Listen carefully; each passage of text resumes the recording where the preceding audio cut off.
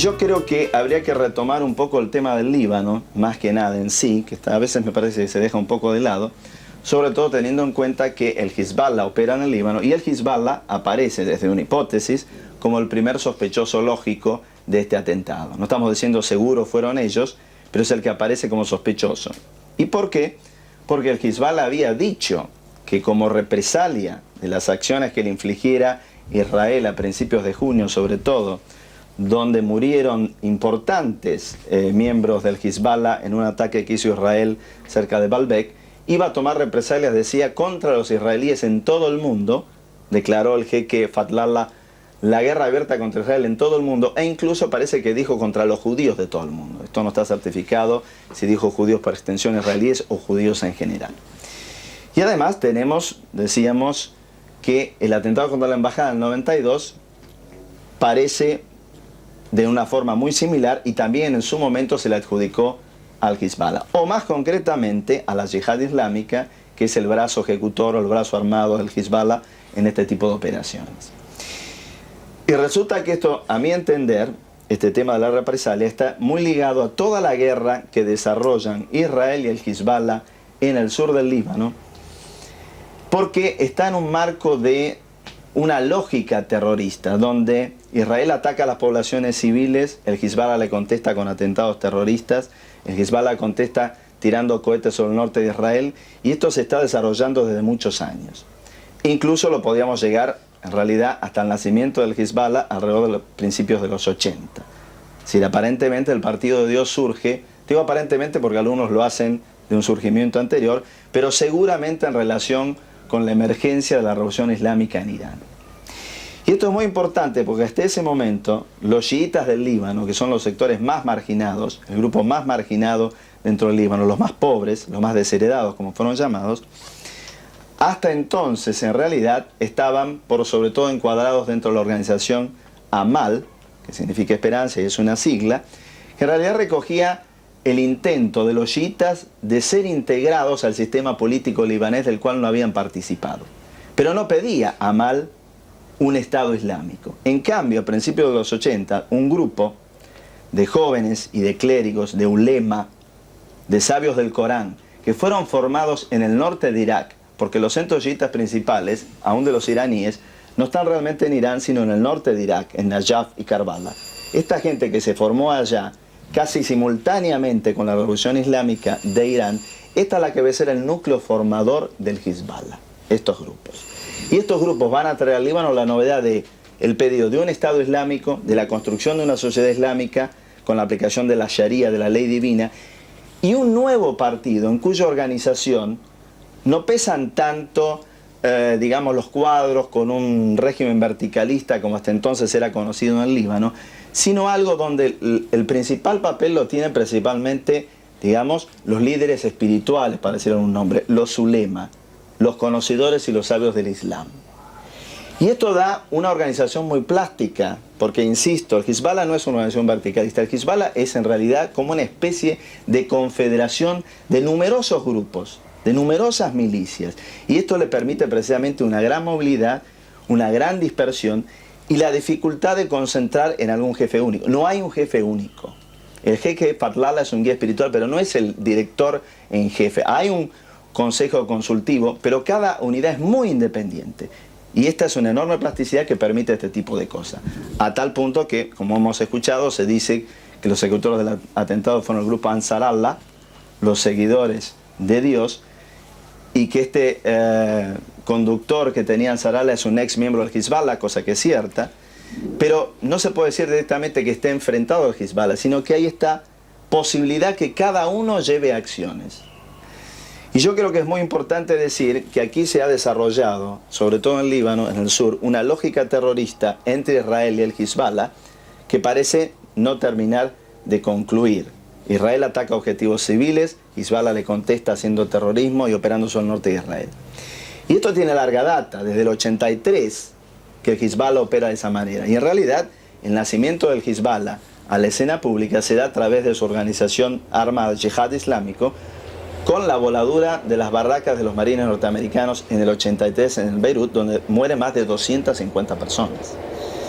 Y además también esta misma organización, Yihad Islámico, fue la que secuestró a muchos funcionarios norteamericanos y de muy alto calibre. Con esto quiero marcar que en realidad es un grupo no solamente peligroso, sino de gran envergadura y de gran conflictividad para Israel, para Estados Unidos y todos los actores de la zona. En julio del 93, Israel hizo una operación en el sur del Líbano que se llamó rendición de cuentas, que fue muy dura porque atacó la zona al norte de su zona de seguridad, como es llamada, del sur del Líbano, que ocupa Israel y el ejército libanés del sur, un ejército cristiano maronita financiado por Israel. Y en estas operaciones atacaron muchas aldeas chiitas, y no solamente chiitas, que provocaron alrededor de 300.000 refugiados. 300.000 personas migraron hacia Beirut. Y yo creo que en este duro contexto, donde en junio de este año, además, Israel en un operativo cercano a la ciudad de Baalbek mató a importantes dirigentes del Hezbollah, provoca la represalia de Hezbollah en cualquier parte del mundo, como amenazó el jeque Fadlallah, el guía espiritual de Hezbollah, que iba a hacer una guerra abierta contra Israel en todas partes del mundo y quizá también incluyendo a todos los judíos del mundo. No está muy claro si dijo judíos o israelíes, o si dijo judíos implicando a los israelíes o todos los judíos. Yo creo que este marco es muy importante. Y también esto que dije antes de que el Hezbollah tiene muchos núcleos, es como una serpiente de 1000 cabezas, aunque es una figura quizás un poco dramática, pero yo creo que esto es un hecho crucial.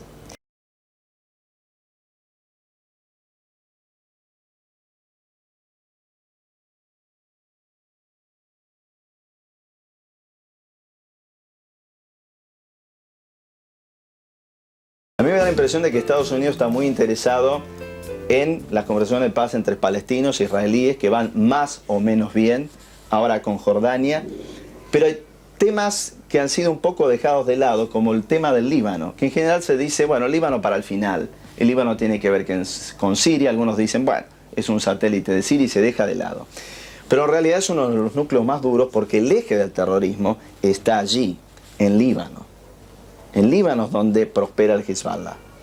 Y en realidad los grupos palestinos están en general ligados al acuerdo de paz y muy difícilmente desarrollarían estas acciones. Y además, en un momento en que no sabemos tampoco a ciencia cierta si Irán tiene que ver con esto. Muchas veces se especula con que Irán financia estos grupos. Lo hizo en gran medida hasta la muerte de Khomeini, pero la muerte de Khomeini produjo una ruptura muy importante que también significó un realineamiento dentro del propio Líbano y dentro del propio Hezbollah. Sobre todo por una conferencia que hubo en Teherán en el 91, no hace tanto, allí se decidió una nueva estrategia para Líbano. Y el propio Hezbollah planteó ante sus miembros y su conducción qué decisión tomar. Y triunfó el ala más moderada del Hezbollah. Triunfó el ala que decía hay que participar en las elecciones del Líbano, consecuencia del acuerdo de Taif del 89, pero no descuidar los ataques en el sur. Es decir, como que Hezbollah es un partido político reconocido en Líbano, tiene 12 representantes del parlamento, 8 propios, 4 de simpatizantes, y además es difícil de ser controlado por el propio Estado libanés. Es decir, que hoy ahí aparece como una especie de foco que pocos países pueden controlar. Y yo digo lo de Estados Unidos porque Estados Unidos tiene el papel de ver qué se hace con esto. Israel, a principios de este año, había planteado, vía Rabin, sobre todo en relación con el Líbano, que quería buscar una solución para esta zona, pero que planteaba dos condiciones. Que el ejército del sur del Líbano, que hoy financia, se integrara al ejército libanés nacional y desarmar al Hezbollah. ¿Pero quién desarma al Hezbollah? El Estado libanés no tiene fuerza para hacerlo, Irán difícilmente lo haga, porque Irán también sostiene cómo vamos a hacer desarmar al Hezbollah cuando Israel ataca la población civil del sur del Líbano, desde el punto de vista iraní. Siria estaría en una posición, a mi entender, un poco ambigua. Está muy interesada en las negociaciones de paz, sobre todo por las alturas de Golán, que quiere que le devuelva Israel, pero tampoco va a perder absolutamente el ascendiente y alguna relación que tiene con Hezbollah en la zona. Por lo cual yo creo que el papel de Estados Unidos presionando tanto a Israel como al Líbano como a Siria, que son los principales países sobre los cuales puede influenciar para este tema, es fundamental. El fracaso de distintos modelos árabes, como por ejemplo el panarabismo, llevó hace ya un tiempo a un cambio de actores en las acciones del fundamentalismo musulmán, y la intensificación de la violencia ocupó entonces el centro de la escena. Esto en realidad no es nuevo. Usted seguramente recordará los episodios de los Juegos Olímpicos en el 72. Durante mucho tiempo hubo acciones terroristas. En todo caso, sí han cambiado, en mi opinión, los ejecutores o los grupos más agresivos. Hoy no son tanto los palestinos, aunque hay algunos grupos palestinos opuestos a los arreglos de paz, pero hoy en día son más estos grupos que son conocidos como fundamentalistas islámicos y que yo denomino, y creo que es mejor denominarlo así porque también así se autodenominan ellos, islamistas. Creo que tiene que ver, no sé si tanto el terrorismo en sí como fenómeno, sino el hecho de una resistencia muy dura que hoy se realiza más que nada por los grupos islamistas, porque han fracasado en el Medio Oriente el panarabismo, el nacionalismo, el socialismo y las demandas de la población, sobre todo en el Líbano, corridas por la dura situación de la guerra, corridas por la situación económica, corridas por los ajustes económicos que se dan también en todo el Medio Oriente, provocan que los sectores que hacen del Islam, de la religión, una política, puedan ser receptores de esas demandas, de esas necesidades de la gente. No quiere decir que de repente todo el mundo se ha vuelto muy religioso, aunque si bien es cierto que para el Medio Oriente, para el Islam, no hay una división como en Occidente de política, religión y vida, digamos así, o vida cotidiana. Pero es cierto que vienen a canalizar una demanda muy fuerte de descontento, estos grupos. ¿Por qué lo del terrorismo? Bueno, en el caso del Líbano, y yo insisto en focalizar por esto, yo creo que es un error homogeneizar y meter, digamos vulgarmente, en la misma bolsa a los diferentes grupos que suelen ser llamados en la prensa como fundamentalistas. Porque en esta bolsa entran los mujahidines afganos, que no tienen nada que ver con los libaneses, entra la propia Arabia Saudita, es un estado fundamentalista, de acuerdo a los márgenes, a los cánones de aplicación de la Sharia en forma estricta, de la ley divina. Entra Irán, por supuesto, entran también el Hezbollah y otros grupos. Pero en el Líbano, sobre todo, estos grupos tienen la característica de canalizar la protesta y darle identidad a un grupo muy marginado, como dije antes, que son los chiitas. O sea que allí cumple una función. ¿Y por qué la acción terrorista? Me pregunta usted. Quizás tiene que ver con que la concepción chiita, versión jomeinista, para dar un nombre, o versión revolución islámica de Irán, que está muy emparentada con el Líbano porque además hay lazos anteriores a la revolución islámica entre los chiitas libaneses y los chiitas iraníes, porque ambos pertenecen al mismo grupo, los chiitas duodecimanos. Quizás será largo explicar, pero ambos creen en un mismo corpus de ideas diferente a otro grupo de chiitas. Y en estos, tanto en chiitas libaneses y sobre todo en los chiitas iraníes, hay un culto al martirio, que recoge el martirio de Hussein, el martirio de Ali, de los primeros hombres seguidores del profeta Mahoma. Y esto es característico del chiismo libanés, el culto al martirio. Mismo en Irán, durante la guerra Irak-Irán, se vio esas oleadas de chicos que iban a la guerra, que morir en el combate por Dios significa acceder al paraíso. Desde esta lógica podemos llegar a entender las acciones terroristas. Con esto, por favor, no se entienda todos los chiitas son terroristas. No, estamos diciendo que trabajan, pivotean sobre una creencia muy ahondada, en un pueblo muy perseguido, muy marginado, para darle una línea política. Y de allí la desaprensión hacia la vida humana, la externa y la propia. De allí que no sea extraño los coches bomba, los ataques suicidas. Esto en cuanto a terrorismo.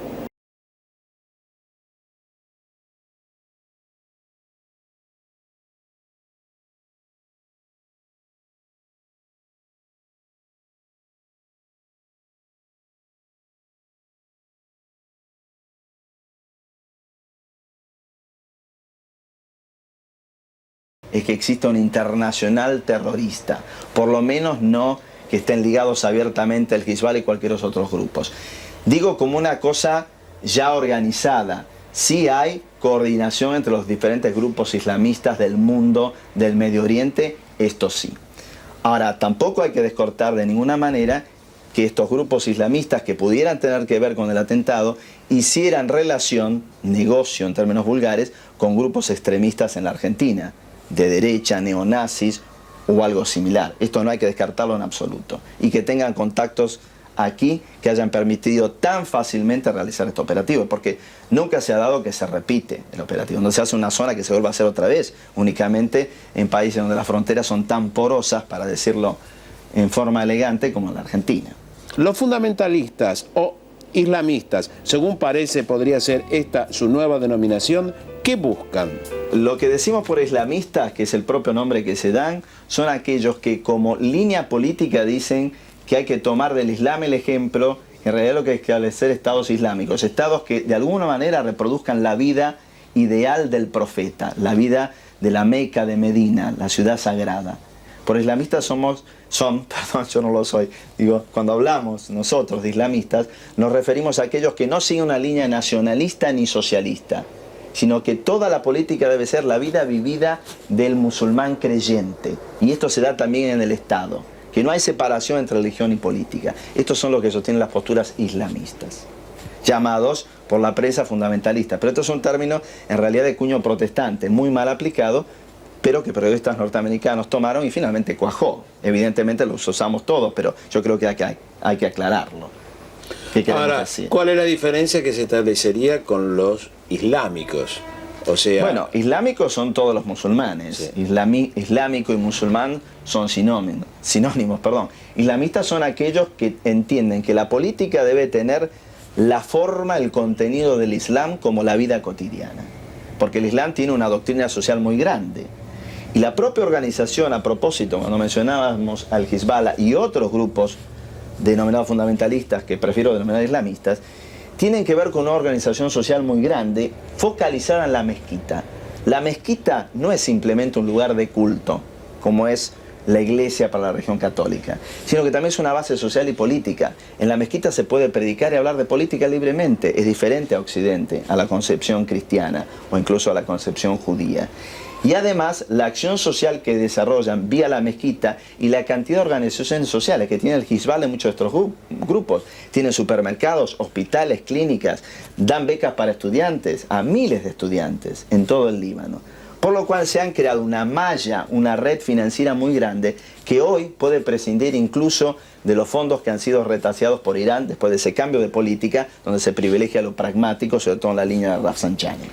Es decir, que la base económica está.